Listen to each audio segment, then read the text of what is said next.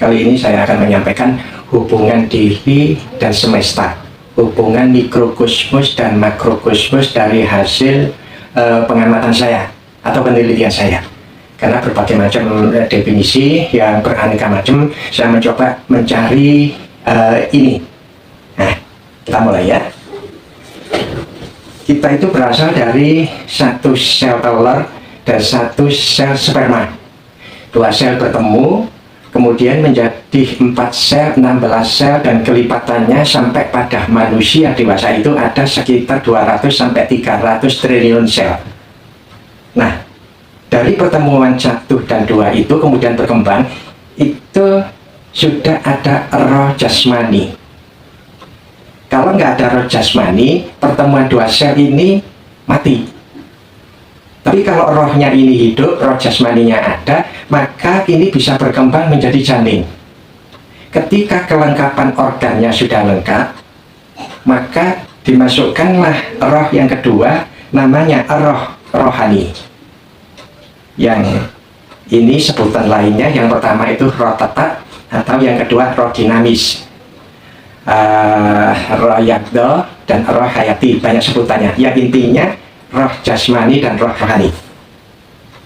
Nah, lalu dimasukkan aneka macam pembelajaran, mulai dari kecil diperkenalkan nama bapak ibunya, lingkungannya, nama-nama sekitarnya, kemudian di TK naik lagi, di SD, SMP, SMA, perguruan tinggi, aneka macam ilmu, aneka macam pengalaman, permasalahan, sakit, sehat, sedih, bahagia, dan segala aktivitas dia hidup dari lahir sampai saat terakhirnya. Aneka macam yang diisikan inilah namanya jiwa. Jadi jiwa itu kumpulan amal perbuatan kita yang diwadahi oleh ruh rohani. Ruh rohani itu ketika ada dalam jasmaninya, orang menyebutnya nyawa. Ketika keluar, tetapi jasmaninya masih hidup, orang menyebutnya sukma. Ketika keluar atau jasadnya mati, roh jasmaninya itu diambil, maka ini disebutnya arwah. Nah, bukti kalau di tubuh manusia itu ada 2 ruh, roh jasmani dan ruh rohani. Ketika orang ruh rohaninya keluar, ini ruh rohani keluar, ini masih hidup. Kalau di rumah sakit atau di rumah, posisinya koma. Di infus masih bisa BAB, pipis, berkeringat, denyut jantung, dan lain-lainnya masih ada, masih hidup. Tetapi kesadarannya nggak ada, karena ini keluar.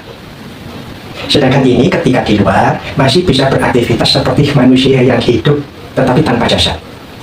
Saya pernah beberapa kali mengalami membantu untuk minta kepada Tuhan dan seluruh alam kerahmatannya agar ini bisa kembali. Nah, begitu dengan izinnya ini kembali, dia bisa bercerita kemana waktu dia keluar ini. Ada yang melaksanakan umroh, 11 hari. Begitu siuman ini kembali, dia melaksanakan umroh, cerita. Ada yang kemudian ketika ini keluar, mengalih kehidupan di tempat lain, di alam-alam lain, seperti yang saya sebutkan di atas.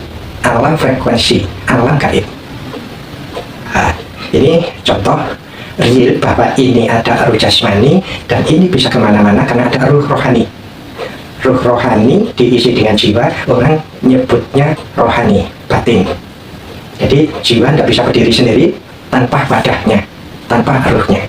Nah, kalau ada unsur-unsur makhluk lain yang masuk, katakanlah ini jin, maka ada gelombang lain yang masuk di jiwa kita, terpengaruh oleh jin. Ketika setan, ketika arwah, ketika iblis, ketika ide yang negatif, ketika aneka macam ini yang tidak menjadi jiwa kita, itu bisa berpengaruh kepada jiwa kita, bisa berpengaruh positif dan bisa berpengaruh negatif. Dan ini bisa ribuan yang masuk ke dalam satu jiwa seseorang. Tadi disebutkan, ini ada jin, ini ada setan, ada arwah, ada iblis, termasuk ada dajjal. Tergantung keyakinan, kepercayaan agama masing-masing atas nama-nama makhluk ini. Tetapi wujud dari semuanya itu wujudnya gelombang. Nah, gelombang karena wujudnya gelombang, sehingga bentuknya bisa macam-macam. Ada yang kadang itu kelompok jin, setan, atau iblisnya, dajjalnya itu dari hewan. Ada wujud kera, ada wujud ular, ada wujud harimau, ada wujud yang sosok manusia baik, para kiai, para syekh, bahkan ada yang mengaku nabi, ada yang mengaku Tuhan. Ini gelombang-gelombang semacam ini, karena wujudnya gelombang, maka bisa menjadi aneka bentuk yang berubah-ubah setiap saat, tergantung orang yang dipengaruhinya. Dia punya ketakutan apa, dia punya kelemahan apa, maka makhluk-makhluk ini bisa menjadi aneka macam bentuk, karena wujudnya gelombang. Oh, itu korinnya, oh itu jin, oh ya bisa jadi, tapi bisa jadi arwah yang bersangkutan, itu juga dimungkinkan untuk bisa datang. Ada yang asli, ada yang palsu, termasuk di ilmu, di macam-macam, itu ada yang asli. Itu hanya bisa dibedakan pada orang-orang yang logiknya jalan, keikhlasannya jalan, kebersihan hatinya, pikirannya, perasaannya, dan lain-lainnya. Apabila bening, bersih, suci, dan konstruktif, dan logiknya jalan, itu akan sulit ditipu. Jadi jangan takut ketika ditipu, maka itu akan menjadikan kita kian pintar daripada tidak melakukan sama sekali. Karena kesalahan penipuan itu bisa jadi akan membuat kita lebih pintar, lebih kuat, dan lebih kebaikan-kebaikan yang lain. Nah, kalau ingin bagus, ingin baik, isikanlah kebaikan-kebaikan, maka nanti ini akan keluar dengan sendirinya. Yang jelek-jelek ini, yang jin negatif, jin ada yang positif dan negatif, ini arwah yang negatif, ini lain-lain dan sebagainya. Ketika terus-menerus diisi kebaikan, maka yang negatif akan keluar dengan sendirinya, dan yang positif akan terpanggil untuk masuk menggantikannya.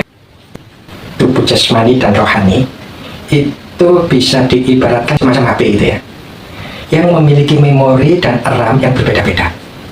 Pada orang yang pintar, orang yang pemikirannya luas, pengalamannya luas, kemudian cara berpikirnya cepat, berarti dia memiliki memori dan RAM diisi dengan aplikasi-aplikasi yang bagus.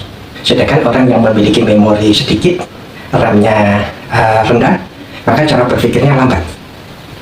Atau bisa dianalogkan juga, di samping dia berfungsi semacam HP, laptop dengan kapasitas sebagaimana tersebut, tubuh kita itu, diri kita itu punya semacam nomor rekening yang bisa diisi oleh dirinya sendiri, atau diisi oleh saudaranya, atau diisi oleh temannya, koleganya, teman kerjasamanya, dan siapapun yang bisa tahu nomor rekeningnya. Dan ini bisa bertambah baik ketika hidup maupun ketika mati. Karena ketika mati itu, ini roh jasmaninya diambil, ini rusak jasadnya, ini masih hidup, punya gelombang, punya rekening yang sama dengan ketika masih hidup. Sehingga apabila anak cucu keturunannya, temannya, saudaranya, gurunya, muridnya, dan lain-lain mengisikan amalia perbuatan baik di atas namakan orang yang meninggal ini amaliannya juga bisa bertambah. Jadi ini mengalami kehidupan kedua, orang menyebutnya di alam kubur. Jangan dikira orang kalau meninggal itu segala urusannya selesai, tidak punya masalah. Ternyata berdasarkan dengan pengalaman-pengalaman yang saya temui, banyak arwah-arwah atau manusia yang hidup di alam kedua, alam kubur, itu juga punya masalah. Kalau rekeningnya banyak, sanggungnya banyak, amaliyahnya banyak, hidupnya nyaman. Tetapi kalau ini banyak, rekeningnya sedikit, apalagi minus begitu, ya tidak nyaman di kehidupan kedua. Seperti orang gelandangan, kemana-mana diusir, kemana-mana, tidak nyaman. Nah, fungsi kita yang masih hidup bagaimana? Membantu leluhur-leluhur kita yang sudah meninggal, tentu bagi yang percaya, supaya tidak menggelandang, tidak menderita di alamnya. Begitu leluhur kita ini nyaman di alamnya, maka anak cucu dan keturunannya yang masih hidup itu juga akan bisa nyambung kenyamanannya juga. Inilah fungsi kita kepada leluhur, sehingga bisa mengurangi amal-amal negatifnya dengan menambah amal-amal positifnya. Ini akan berdampak kepada anak cucu dan keturunan kita memiliki modal jiwa, modal kesehatan yang lain akan lebih bagus daripada sebelumnya. Nah, sehingga apa? Jiwa itu bisa dirubah sesuai dengan yang diisikan. Kalau diisi pertanian, jadi pertanian. Kalau diisi pondokan-pondokan, akan menjadi ahli agama. Demikian juga di IAIN, di politik, di teknik. Tidak sekolah pun sesuai dengan pengalaman-pengalaman perbuatan yang diisikan, jiwanya itulah. Jadi di penelitian saya tidak ada satupun jiwa yang sama dari manusia yang pertama sampai sekarang ada, dan sampai yang nanti ada, itu tidak akan pernah ada sama. Nah, Orang meninggal itu roh jasmaninya yang diambil, ini masih hidup. Ini sekali lagi sharing, boleh percaya boleh tidak, karena agama kita, aliran kita beraneka macam. Ini sharing penelitian saya. Lalu bagaimana diri kita ini terhubung dengan seluruh alam?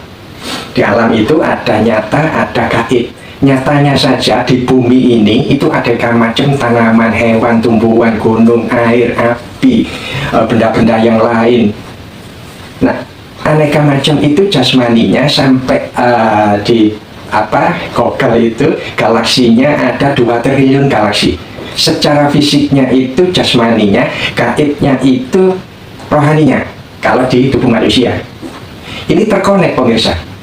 Tidak ada ciptaan Tuhan, baik makhluk, benda, dan sifat yang nyata dan gaib yang tidak terhubung di antara ciptaannya. Semua ini terhubung secara gelombang, secara jiwa.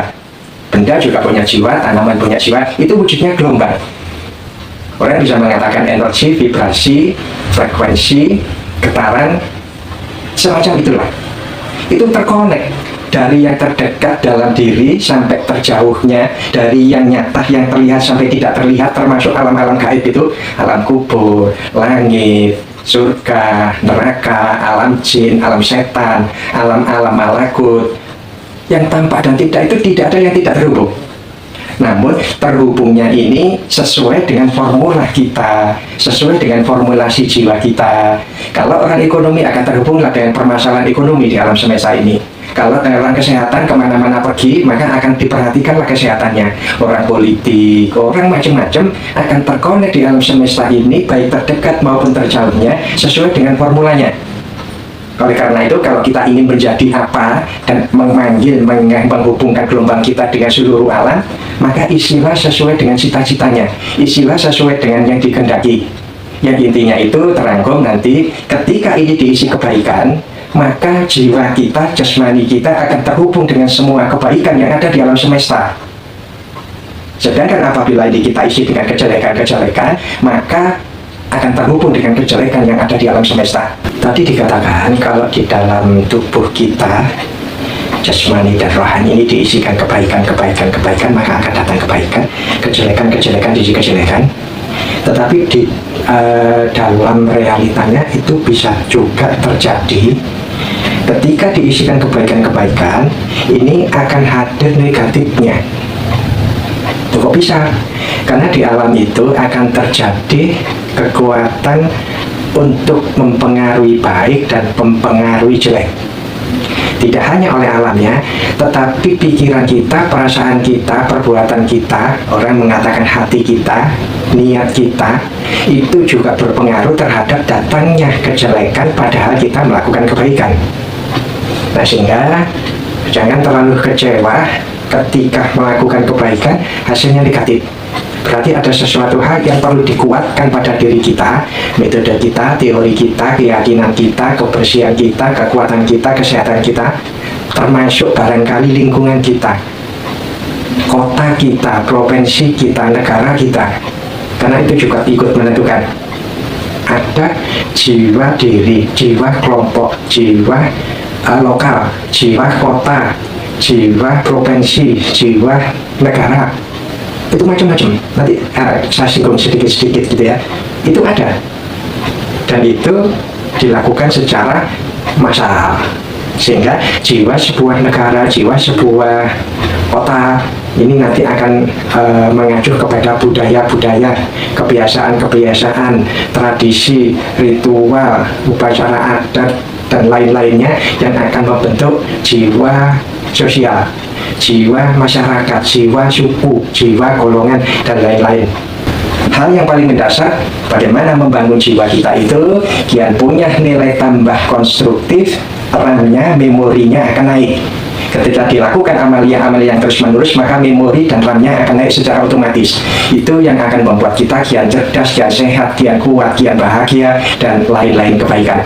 Ini pemirsa hasil penelitian saya atas apa itu roh, jasmani, rohani, sukma, nyawa, arwah, dan wujud amaliyahnya dan permasalahannya. Tentu ini bisa jadi saya salah, terutama pada orang-orang yang memiliki pemahaman yang berbeda tidak apa-apa. Kalau ada salahnya tolong saya diberitahu. Kalau ini ada benarnya boleh dipakai. Kalau tidak dipakai pun silakan dengan pemakai pemahamannya masing-masing. Fungsi kita di medsos ini bisa saling tukar literasi, untuk yang banyak literasi, banyak kemudian berpikir, banyak menganalisa, kemudian akhirnya kian tambah pinter.